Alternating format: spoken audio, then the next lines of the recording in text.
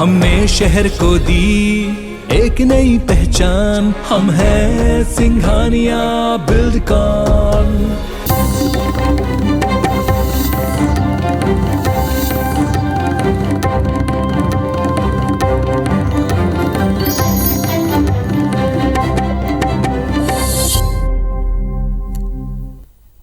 नमस्कार, मैं हूं आकांक्षा और आप देख रहे हैं ABC 24। मध्य प्रदेश से जुड़े हमारे इस खास बुलेटिन में आप सभी का स्वागत है। देखते हैं खबरें विस्तार से। तो भोपाल सेंट्रल जेल में बंद अहमदाबाद ब्लास्ट में फांसी की सजा पाने वाले 38 में से 6 दोषियों की सुरक्षा बढ़ा दी गई है। जेल में नए ताले लगाए जा रहे हैं, साथ ही नजदीकी थानों से जेल को हॉटलाइन से जोड़ा जा रहा है। मंत्रालय में जेल और पुलिस अधिकारियों के साथ गृह मंत्री नरोत्तम मिश्रा की बैठक में सुरक्षा के लिए एक उच्च स्तरीय समिति बनाने के साथ कई अहम फैसले लिए गए हैं।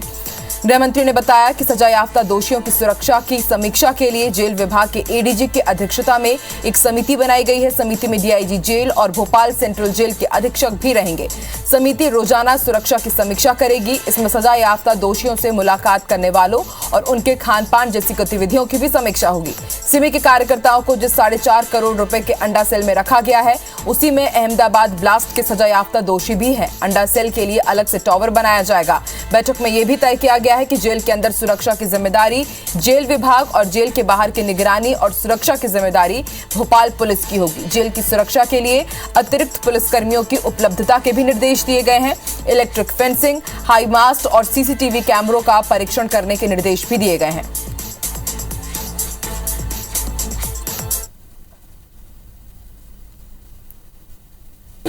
अहमदाबाद सीरियल ब्लास्ट में जो फांसी की सजा हुई है, उस फांसी की सजा में 6 लोग हमारे मध्य प्रदेश की भोपाल जेल के अंदर है। पुलिस की निगरानी, पुलिस की वाचिंग वो भी जेल के बाहर बनी रहे। अड्डा सेल जो है उसके लिए एक अलग से टावर भी बनाया गया है। संघ प्रमुख मोहन भागवत 3 दिन के उज्जैन दौरे पर है। भागवत आज भगवान महाकाल के दरबार पर पहुंचे और वहां पर उन्होंने भस्म आरती में शिरकत की और महाकाल का पूजन अभिषेक किया। आरती के बाद वो इस्कॉन मंदिर रवाना हुए। यहां उन्होंने मालवा प्रांत के स्वयं सेवकों के साथ बैठक की। भागवत कल यानी मंगलवार को विद्या भारती के चिंतामण स्थित प्रांतीय कार्यालय विक्रमादित्य भवन का लोकार्पण करेंगे। संघ प्रमुख कल संघ कार्यालय आराधना में सिख पंथ के 9वें गुरु तेग बहादुर साहिब जी के चित्र का अनावरण करेंगे। आपको बता दें, इस साल गुरु तेग बहादुर जयंती के 400वां प्रकाश पर्व के तौर पर मनाया जा रहा है।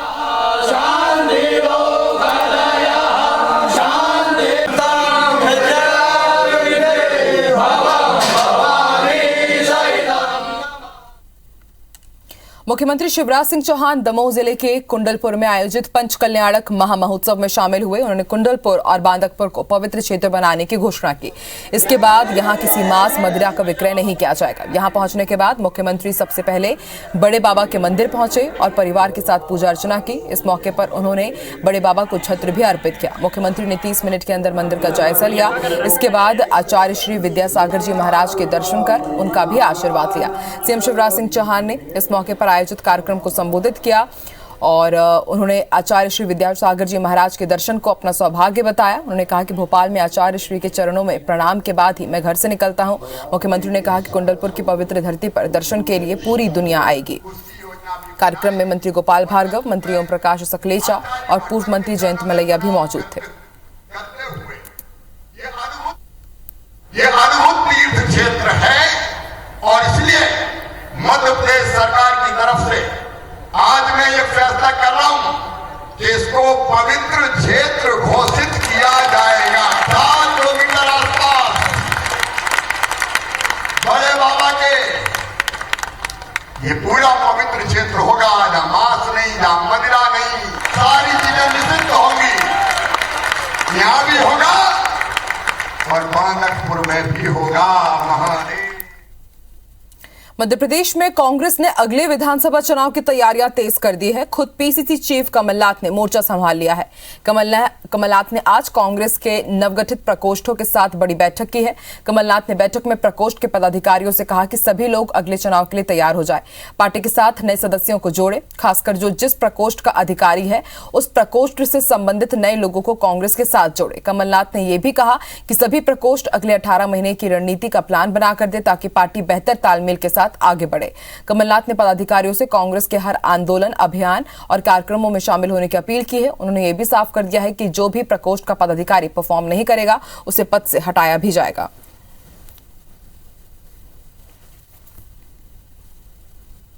उनका ध्यान मोड़ने की इतनी काबिलियत है, ये कभी ये मुद्दा उठा लेंगे, पाकिस्तान की बात करने लग जाएंगे। मोदी जी ने कहा था 2 करोड़ नौजवान किसानों कई बातें करी थी, उसके बाद 2019 में पाकिस्तान राष्ट्रवाद कैसे ध्यान मोड़ दिया सबका। ये बात तो आप जानते हैं कि 2023 के चुनाव का संदर्भ तो होता ही है, और साथ में ये जो हमारे विभिन्न प्रकोष्ठ के प्रदेश के अध्यक्ष बनाए गए हैं, ये इनकी बॉडी हर जिले में गठित करके ये लोग डिजिटल मेंबरशिप में कांग्रेस की मदद करें। गुना की चांचौड़ा सीट से विधायक और दिग्विजय सिंह के छोटे भाई लक्ष्मण सिंह ने सांसदों, विधायकों और अधिकारियों की पेंशन बंद करने की मांग की है। उन्होंने ट्वीट कर यह मांग उठाई है। वहीं एक और ट्वीट में उन्होंने लिखा कि जातिवाद की राजनीति ने न केवल नेताओं का ही भला किया है, इससे ना तो देश का भला हुआ है और ना जाति का। पहले ट्वीट में लक्ष्मण सिंह ने लिखा कि राष्ट्र निर्माण करने वाला शिक्षक, राष्ट्र की रक्षा करने वाले सैनिक अपनी पेंशन की लड़ाई लड़ रहा है तो सांसद, विधायक और अधिकारियों की पेंशन भी बंद होनी चाहिए। दूसरे ट्वीट में उन्होंने जाति की राजनीति के सवाल को उठाते हुए लिखा कि जातिवाद की राजनीति ने ना तो देश का और ना ही जाति का भला किया है, केवल नेताओं का भला किया है। क्यों ना हम लाल बहादुर शास्त्री जी, जो जातिवाद के विरुद्ध थे, खुद की जाति का उल्लेख नहीं करते थे, उनका अनुसरण करें।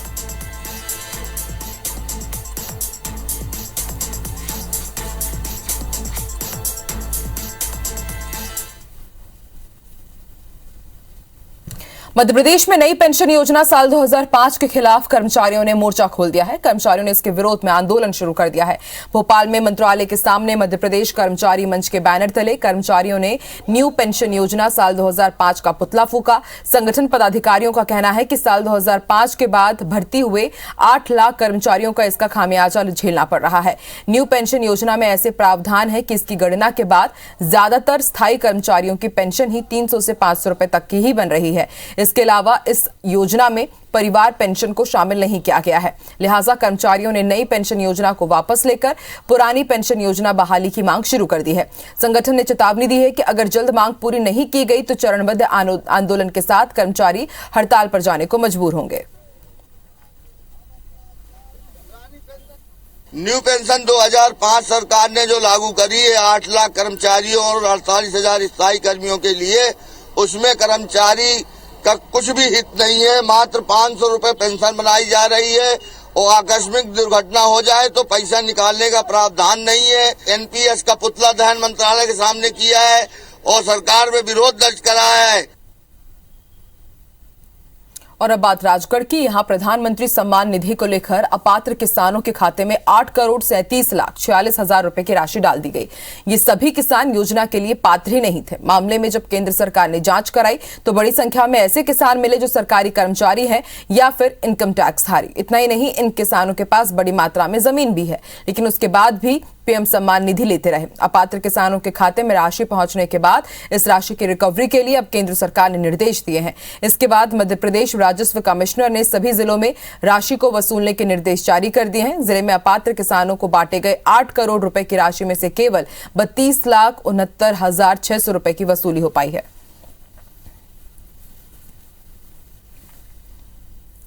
जो अपात्र लोगों को राशि जारी हुई है वो उनसे वसूली जाए।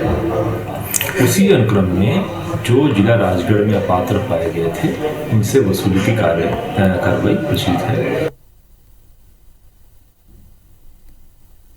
एमपीपीएससी के वैज्ञानिक अधिकारियों की भर्तियों में 27% ओबीसी आरक्षण दिए जाने को जबलपुर हाईकोर्ट में चुनौती दी गई है।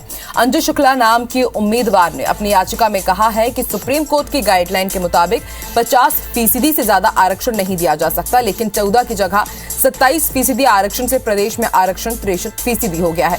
इस याचिका के जरिए प्रदेश में 27% ओबीसी आरक्षण देने के सरकारी आदेश को भी चुनौती दी गई है और इसे असंवैधानिक करार देने की मांग की गई है। याचिका पर हाईकोर्ट में सुनवाई हुई, जिसमें याचिकाकर्ता की दलीलों के बाद राज्य सरकार और ओबीसी आरक्षण मामलों पर पैरवी के लिए नियुक्त विशेष अधिवक्ताओं की दलीलों को सुना गया। सरकार की ओर से कहा गया कि विशेष परिस्थितियों में आरक्षण 50% के पार दिया जा सकता है। फिलहाल हाईकोर्ट ने मामले में कोई भी अंतरिम आदेश नहीं दिया है। अगली सुनवाई 28 फरवरी को होगी।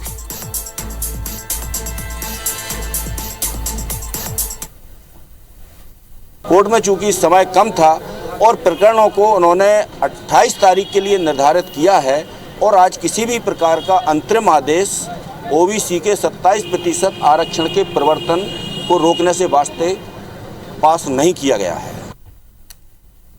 भोपाल एम्स के तत्कालीन डिप्टी डायरेक्टर धीरेन्द्र प्रताप सिंह की मुश्किल बढ़ गई है। फार्मासिस्ट से बकाया बिल के भुगतान के एवज में 1 लाख रुपए की रिश्वत लेते रंगे हाथ पकड़े गए धीरेन्द्र के खिलाफ अब सीबीआई ने आय से अधिक संपत्ति का भी मामला दर्ज किया है। धीरेन्द्र के खिलाफ ये एफआईआर मुंबई और मालेगांव ब्लास्ट के जांच अधिकारी रह चुके सीबीआई के एसएसपी प्रमोद कुमार मांझी के निर्देश पर हुए हैं। आपको बता दें, जांच में धीरेन्द्र की संपत्ति आय से 1,52,00,000 रुपए ज्यादा निकली है, जो वैध आय से 87% से ज्यादा है। सीबीआई की भोपाल यूनिट ने 25 सितंबर साल 2021 को एक स्थानीय फार्मासिस्ट की शिकायत पर धीरेन्द्र प्रताप सिंह को रिश्वत लेते रंगे हाथों गिरफ्तार किया था। शिकायतकर्ता फार्मासिस्ट ने एम्स भोपाल में ग्लव्स और सर्जिकल उपकरण समेत कई तरह की सामग्री की सप्लाई करी थी, जिसका बिल करीब 40 लाख रुपए का बना था। इसी बिल का भुगतान धीरेन्द्र प्रताप सिंह 6 महीने से रोके हुए थे।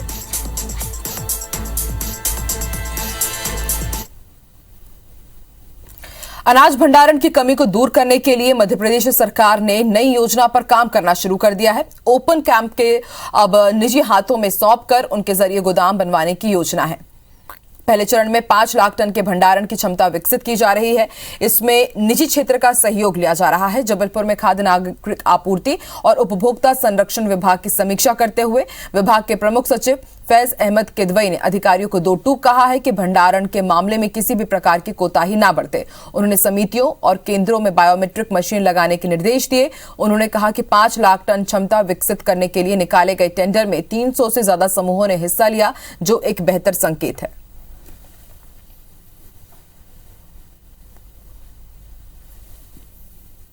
रबी का उपार्जन है, उसके बारे में चर्चा की है। मिलिंग की प्रगति प्लस पीडीएस की क्या व्यवस्था है और नापतौल विभाग के बारे में सभी विभागीय अधिकारियों से, कलेक्टर साहिबान से चर्चा करी। सीएम शिवराज सिंह चौहान ने पौधारोपण संकल्प के 1 साल पूरा होने पर आईबीसी 24 के साथ पौधारोपण किया। 1 साल पहले आज के ही दिन उन्होंने हर रोज 1 पौधा लगाने का संकल्प लिया था। इस 1 साल में सीएम शिवराज सिंह चौहान 450 से ज्यादा पौधे लगा चुके हैं। आईबीसी 24 से बात करते हुए सीएम शिवराज सिंह चौहान ने कहा कि वृक्षारोपण पर केवल भाषण देने से कुछ नहीं होगा, इसलिए अब वो जहां भी जाते हैं वृक्षारोपण करते हैं। सीएम शिवराज सिंह चौहान ने कहा कि पर्यावरण को बचाने के लिए सरकार के साथ समाज को भी आगे आना होगा। सीएम शिवराज सिंह चौहान ने आईबीसी 24 की टीम को भी पर्यावरण के प्रति अपने उत्तरदायित्व का निर्वहन करने के लिए बधाई दी।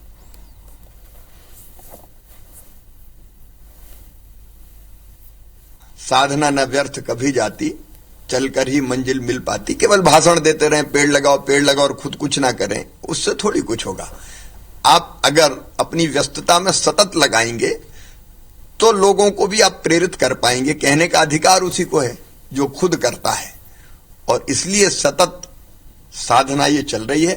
मैं तो सबसे यही अपील करता हूं कि कम से कम एक अवसर साल भर में ऐसा ढूंढो आपकी जिंदगी में जो खुशी का है, उस दिन आप दुनिया को खुशी देने के लिए पेड़ लगाओ। पेड़ मुझे अपने बच्चों की तरह लगते हैं, भांजे भांजियों की तरह लगते हैं, और अब मैं पेड़ से इतना आत्मसात हो गया हूं पेड़ के साथ कि बिना लगाए मुझे चैन नहीं पड़ता।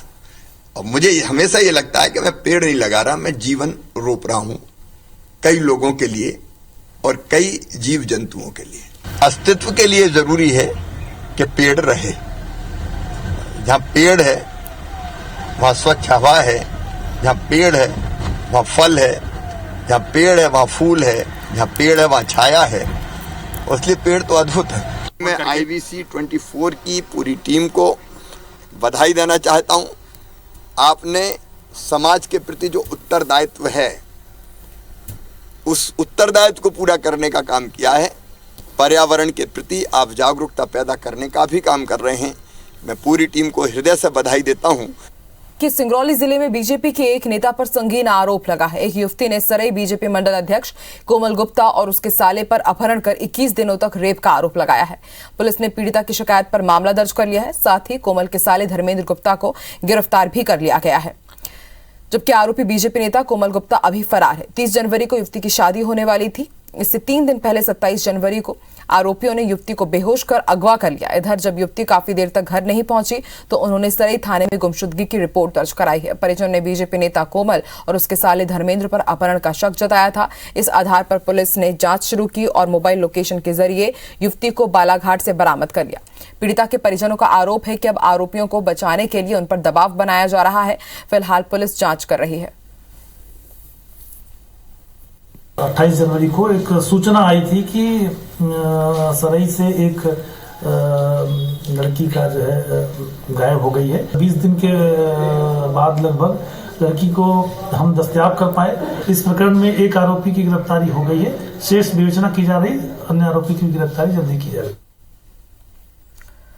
लव जिहाद को लेकर उलेमाओं ने बड़ा ऐलान किया है। ऑल इंडिया उलेमा बोर्ड के मध्य प्रदेश अध्यक्ष काजी सैयद अनस अली नदवी ने कहा है कि लव जिहाद के मामले नहीं होने चाहिए। देश भर में निकाह पढ़ाने वाले काजी को इस संबंध में चिट्ठी भी लिखी गई है।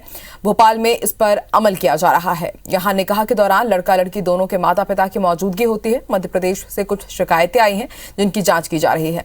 काजी अनस ने निकाह पढ़ाने वाले काजियों से अपील की है कि इस तरह निकाह पढ़वाने अगर कोई आता है तो ऐसा निकाह ना पढ़े ताकि मुल्क में अमन बरकरार रहे। उन्होंने कहा कि शिकायतें मिल रही है कि 2 अलग अलग मजहब के लोगों को चोरी छिपे उनका निकाह करवा दिया जाता है, जिस पर बाद में बवाल होता है।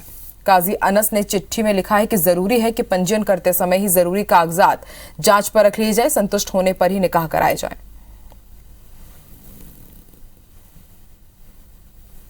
लव जिहाद के मामले बिल्कुल नहीं होना चाहिए। हम अपने प्रदेश में और अपने मुल्क के अंदर अमन, शांति, सौहार्द का माहौल बरकरार रखना चाहते हैं। सबसे चिट्ठी लिखकर और सख्ती के साथ उनसे अपील की है कि इस तरीके का अगर कोई निकाह पढ़वाने आपके पास आता है तो बिल्कुल निकाह पढ़ाने की कोई ज़रूरत नहीं है। इंदौर में लगातार बढ़ रहे ब्लैकमेलिंग केसेस के बीच जिला प्रशासन ने कड़ा कदम उठाया है। कलेक्टर ने ऑफिसर्स को ब्लैकमेल करने वाले आरटीआई एक्टिविस्ट संजय मिश्रा पर एफआईआर दर्ज करने के आदेश जारी कर दिए हैं। कलेक्टर ने अपर कलेक्टर अभय बेड़ेकर को इस संबंध में कार्रवाई के आदेश दिए हैं। दरअसल आरटीआई एक्टिविस्ट संजय मिश्रा करीब 7-8 वर्षों से लगातार स्कूल शिक्षा विभाग, हायर सेकेंडरी स्कूलों के प्राचार्यों, प्राइवेट स्कूल संचालकों के लिए सिरदर्द बना हुआ है। वर्तमान में 1000 आरटीआई और सीएम हेल्पलाइन में शिकायतें कर रखी है। इसके एवज में वो वसूली करता था। कलेक्टर का कहना है कि मिश्रा अधिकारियों और कर्मचारियों को डरा धमकाकर ब्लैकमेलिंग कर पैसे वसूलता था। एक डिपार्टमेंट ने ये शिकायत की थी कि एक व्यक्ति है जो स्वयं को आरटीआई कार्यकर्ता बतलाता है और वो बहुत सूचना का अधिकार लगा रहा है, ब्लैकमेलिंग भी टाइप की भी रहती है। फिर एक साथ कई सारे डिपार्टमेंट्स के अधिकारियों ने जब वो नाम लिया गया उस व्यक्ति का, तो हमने बोला है कि उसमें 2 डिपार्टमेंट को ही बोला है अभी तो कि 2 डिपार्टमेंट अभी इसमें एडीएम बेड़ेकर जांच करेंगे। इसकी अगर इस तरह से दुरुपयोग करेंगे, ब्लैकमेलिंग करेंगे तो ऐसे लोगों के खिलाफ यही कार्रवाई की जाएगी। और इस बुलेटिन में फिलहाल इतना ही। आप देखते रहिए IBC 24। नमस्कार।